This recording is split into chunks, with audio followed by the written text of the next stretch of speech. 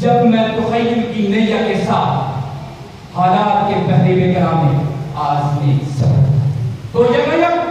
انتشار کی منزلات نے مجھے ضم کرنے کی صحیح کا آغاز کیا کہ قریب ہی تھا کہ میں ڈوب جاتا، مگر ہوا کی دوست سے لہراتی ہوئی یہ صدا میری قوت سماعت سے ٹکرائی کہ درد دل کے واسطے پیدا کیا انسان کو، درد دل کے واسطے پیدا کیا انسان کو، ورنہ عطائب کے لیے کچھ کم نہیں کر رہا ہے۔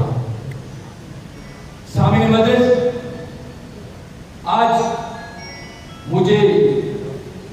کشمیر کے موضوع پہ لب کشائی کرنے کا موقع ملا ہے۔ میں آج فخر محسوس کرتا ہوں، ایک زندہ و دلیر قوم کے بارے میں مجھے گفتگو کرنے کا موقع ملا ہے۔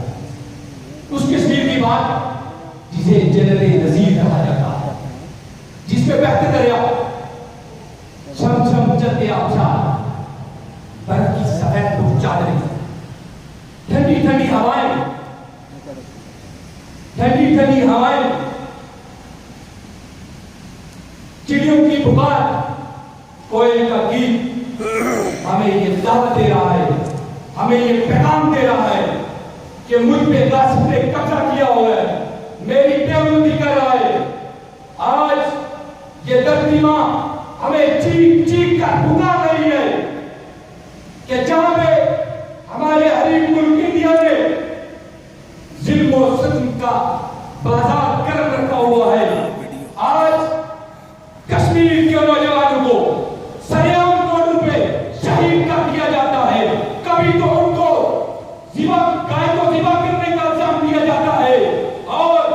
آج ان کا کوئی بس نہیں چل رہا تو آج وہ کہتے ہیں کہ یہ کشمیری بھائی گائے کا گوشت کھا رہے ہیں۔ میں اس انڈیا کے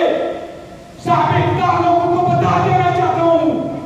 ہر کشمیری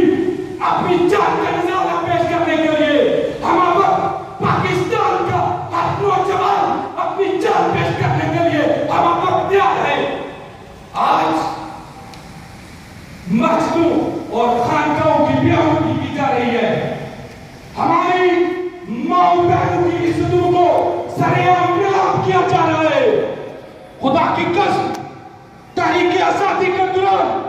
انہوں نے ہماری ماؤں بہنوں کی قوضوں سے شیرخوار بچوں کو چھین کر